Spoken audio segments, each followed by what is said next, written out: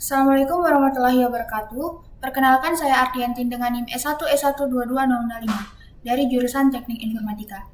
Di sini saya akan memberikan penjelasan mulai dari building complex model using the functional API, kemudian lanjut ke using the subclassing API to build dynamic models, dan yang terakhir saving and restoring a model. Nah, penjelasan ini saya berikan sebagai bentuk dari pemenuhan tugas mata kuliah pengenalan pola yang diberikan oleh dosen saya. Langsung saja saya mulai menjelaskan building complex models using the functional API dulu. Nah, baik, jadi salah satu contoh jaringan saraf non-sekuensial itu adalah wide and deep neural network. Nah, di sini dapat kita lihat ada gambarnya. Jadi di sini pada gambar ini dapat kita lihat ada input layer yang mana di sini data awal masuk ke sini, dan kemudian ada deep hidden 1 dan 2 yang mana bagian ini tuh mempelajari pola yang kompleks dari data seperti model neural network biasa, dan kemudian wide. Nah, jadi bagian ini tuh langsung menghubungkan input ke output untuk membantu mengingat pola yang sudah pernah dilihat. Kemudian di sini ada concat yang mana ini menggabungkan hasil dari jalur wide dan deep. Dan selanjutnya di sini output layernya yang menghasilkan prediksi akhir. Nah, jadi tujuan dari gabungan ini tuh biasanya agar modelnya bisa menggeneralisasi dengan baik, sekaligus mengingat pola dengan spesifik. Nah, di sini ada kodenya. Ini menggunakan California housing problem. Nah, untuk California housing problem itu dari sini ya. Tapi di sini tidak dijelaskan karena memang sudah dipelajari di kelas. Penjelasannya hanya mulai dari sini. Nah, di sini sudah ada kode untuk import California housing problemnya. Jadi di sini kita akan tuliskan yang ini.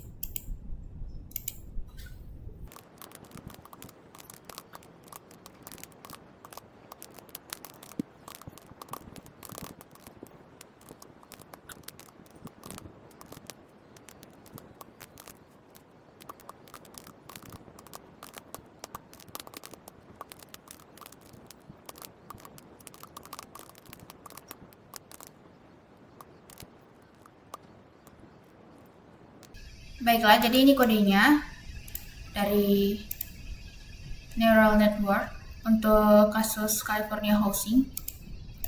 Nah, di sini kita lihat dulu tiap barisnya. Yang pertama di sini kita perlu membuat input object, yang mana ini adalah spesifikasi jenis input yang akan diterima modelnya, termasuk dengan shape dan data-type-nya. Nah, model itu dapat memiliki beberapa masukan atau dapat memiliki multiple input. Nah, selanjutnya kita itu akan membuat dense layer-nya dengan 30 neuron dengan menggunakan aktivasi ReLU. Nah, begitu dibuat, perhatikan bahwa kita menyebutkan seperti fungsi atau function dengan meneruskan input. Oleh karena itu, hal ini disebut dengan functional API. Nah, perhatikan bahwa kita juga memberi tahu keras tentang bagaimana cara menghubungkan lapisan-lapisan tersebut. Jadi belum ada data aktual yang diproses. Dan kemudian selanjutnya kita membuat hidden layer-nya, dan lagi kita menggunakan itu sebagai fungsi. Nah, perhatikan bahwa kita meneruskan output dari hidden layer pertama. Di sini ya. Hidden layer pertama.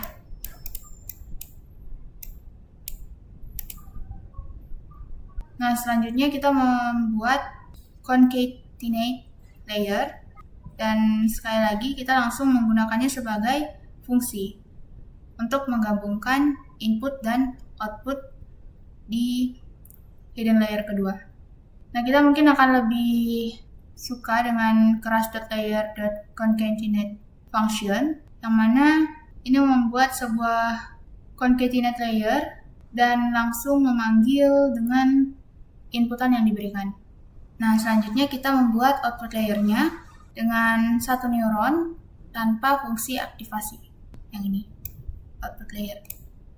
Dan kita juga menyebut itu seperti fungsi dengan meneruskan hasil dari concatenation tadi, penggabungan tadi.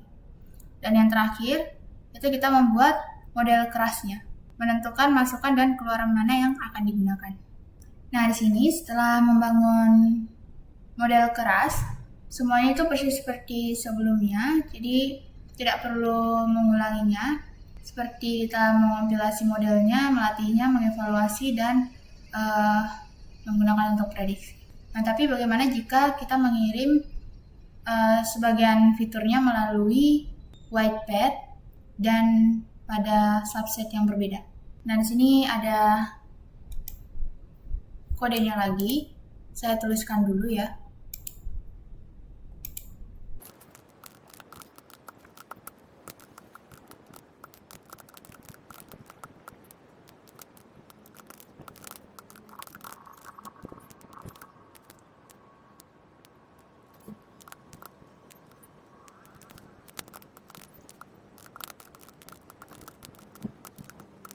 Baiklah, jadi seperti ini kodenya. Nah, di sini ada handling multiple inputs. Nah, di sini ada gambar lagi ya. Jadi saya jelaskan dulu. Nah, di sini dapat kita lihat pada gambar ini ada input A dan input B, yang mana dua jenis data yang berbeda masuk ke dalam sistem. Nah, input A ini masuk ke bagian deep-nya, yaitu hidden 1 dan hidden 2 untuk belajar pola kompleks, dan input A itu langsung dikirim ke proses gabungan atau concat ini tanpa hidden layer. Nah, di concat itu hasil dari input A dan jalur deep yang ini itu digabungkan. Dan kemudian pada output layernya itu memberikan hasil prediksi akhirnya. Nah, model itu seperti berguna saat kita punya dua tipe data yang berbeda dan masing-masing itu diproses dengan cara yang paling efektif. Nah, di sini dapat kita lihat bahwa kodenya itu cukup jelas dan kita harus menyebutkan setidaknya lapisan yang paling penting, terutama ketika modelnya itu menjadi sedikit lebih rumit atau lebih kompleks. Nah, perhatikan bahwa kita menentukan ini inputnya itu input A, input B ketika membuat modelnya. Nah, sekarang kita compile model seperti biasa, tapi kita saat panggil feed metodenya itu, alih-alih melewati matriks input tunggal dari ini, kita perlu melewati sepasang matriks yang ini, 1 per input. Nah, hal ini tuh juga berlaku untuk xvalid dan xtest dan xnew ketika memanggil evaluate atau predict. Nah, ini kodenya saya tuliskan dulu ya.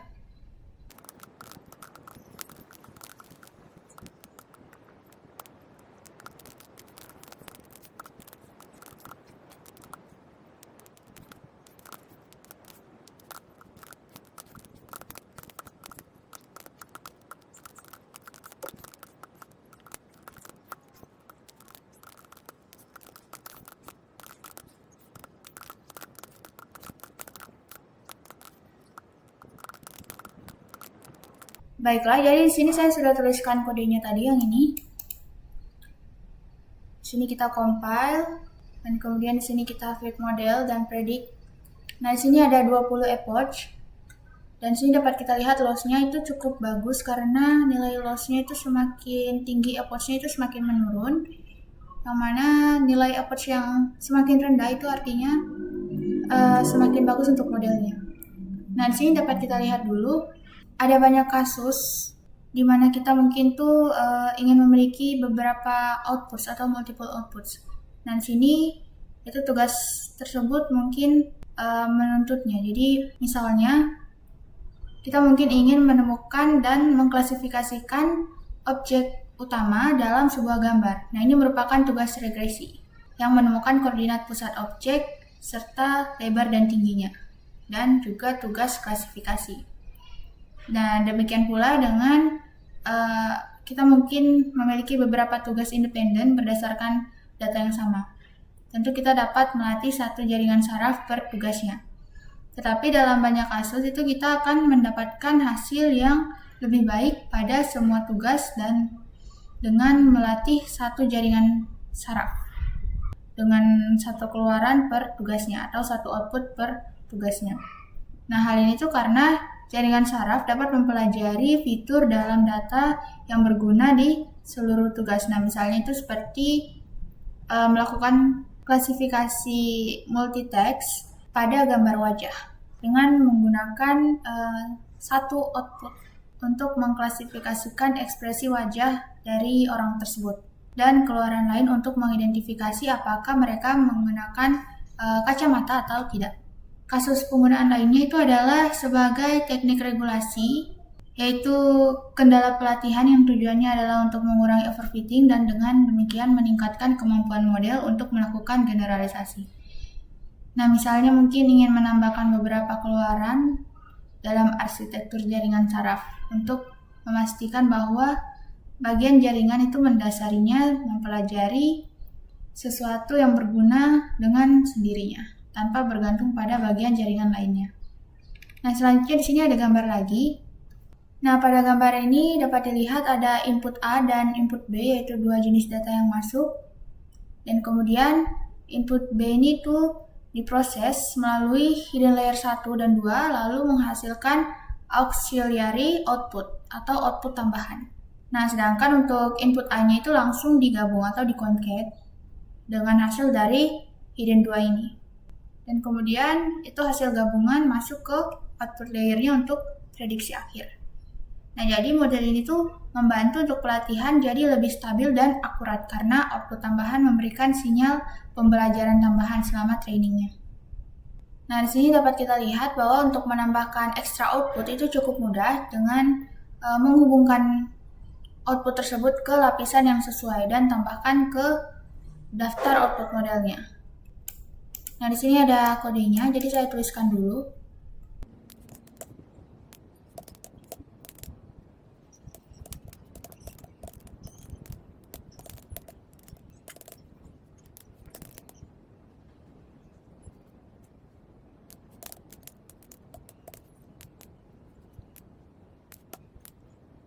Nah, jadi seperti ini kita tambahkan aux outputnya di sini.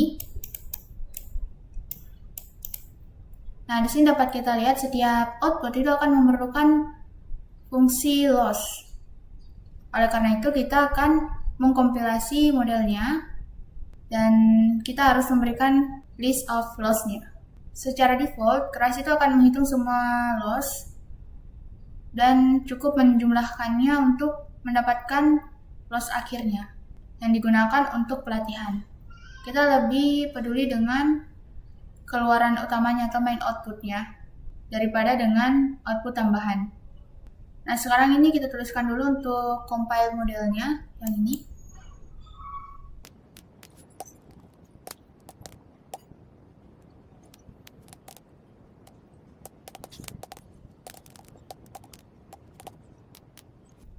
Nah, baik, jadi seperti ini kita sudah tuliskan untuk compile-nya.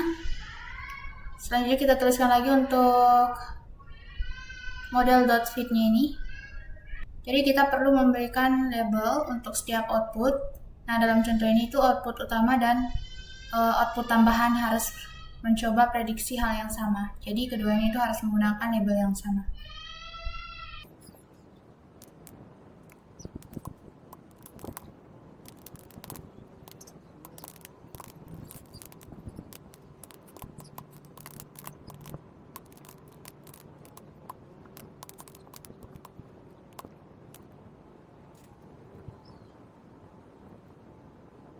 Nah, baik, jadi seperti ini dapat kita lihat ada aux output loss-nya, kemudian ada loss dan main output loss dan validation aux output loss, dan kedua ada validation loss-nya, dan ini validation main output loss. Kalau dari sini hasilnya cukup baik karena semakin tinggi approach-nya itu hasil loss-nya itu kan semakin menurun, yang menandakan bahwa modelnya cukup bagus. Nah, selanjutnya yang ini kita tuliskan lagi kodenya.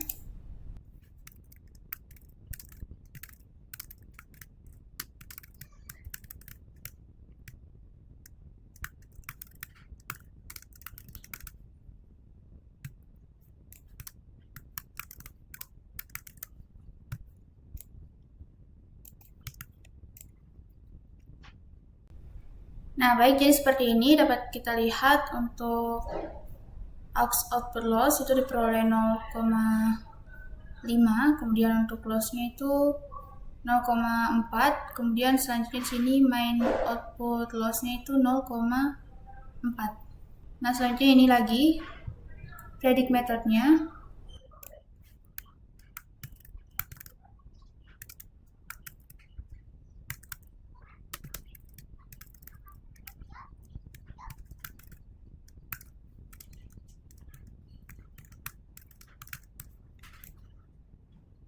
Oke, di sini dapat kita lihat pada PDF.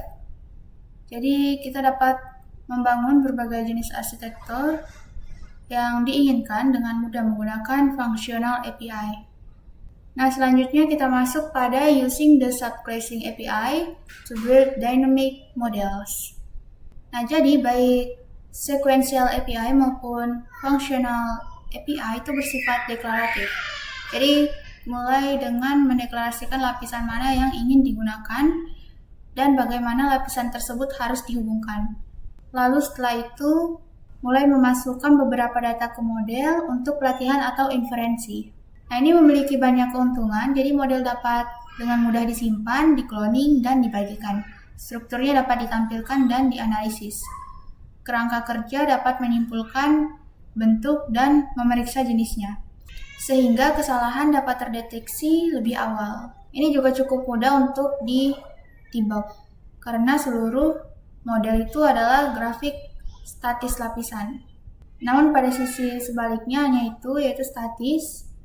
Beberapa model itu melibatkan loop, bentuk yang bervariasi, percabangan, bersyarat, dan perilaku dinamis lainnya.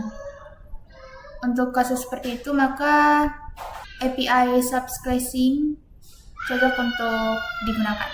Nah, di sini.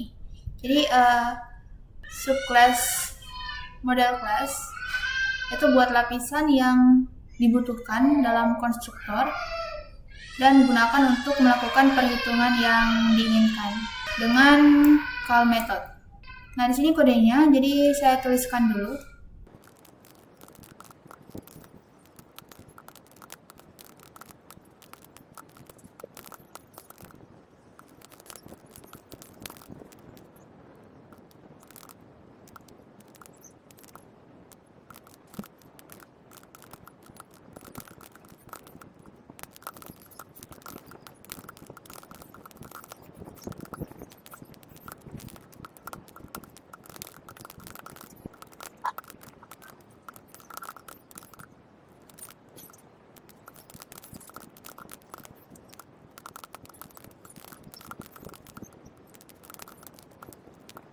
Nah, baik, jadi ini merupakan kodenya.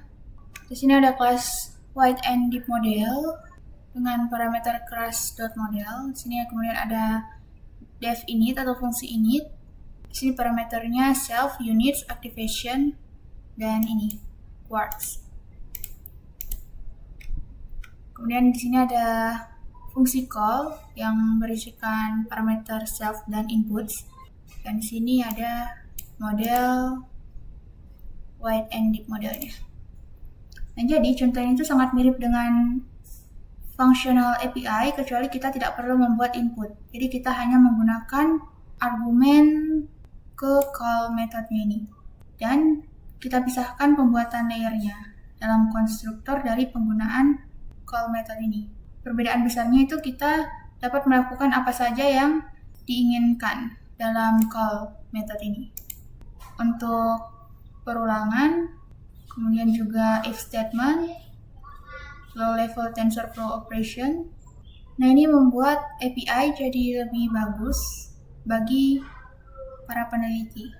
Nah, fleksibilitas tambahan ini dapat memiliki konsekuensi.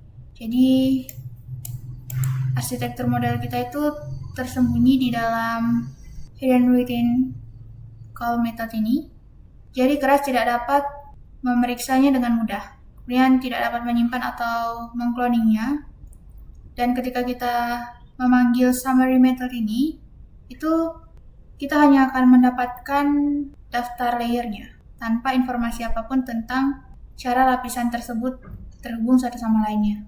Selain itu, keras juga tidak dapat memeriksa jenis dan bentuk terlebih dahulu, dan lebih mudah untuk membuat kesalahan. Jadi, kecuali kita benar-benar membutuhkan fleksibilitas ekstra, mungkin sebaiknya tetap menggunakan API sequential atau functional API.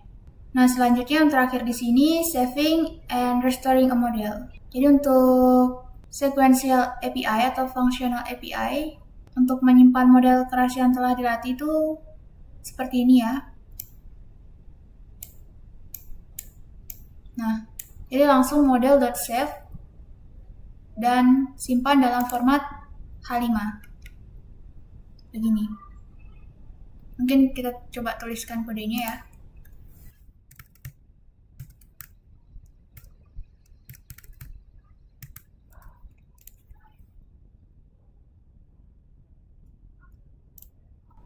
Nah, di sini karena saya menggunakan Colab, setelah saya jalankan kode untuk model save ini, maka dia akan tersimpan di sini ya.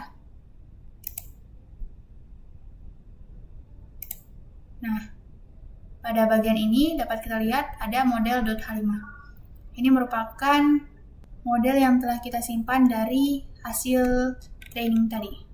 Nah, selanjutnya di sini dapat kita lihat Keras itu menggunakan format HDF5, HDF5 untuk menyimpan arsitektur model, termasuk dengan setiap hiperparameter lapisannya dan nilai semua parameter model untuk setiap lapisan, seperti bobot dan bias koneksinya.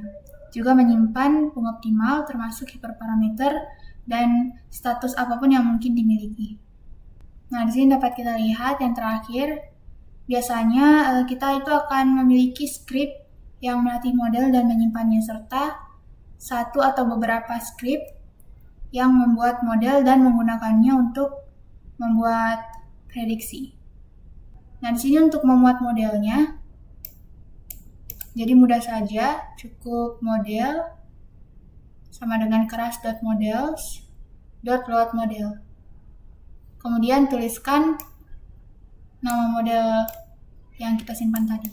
Kalau misalnya saya tuliskan di sini berarti modelnya itu model.h5, bukan mykeras model.h5. Baik, sekian penjelasan dari saya. Lebih dan kurangnya mohon dimaafkan. Wassalamualaikum warahmatullahi wabarakatuh.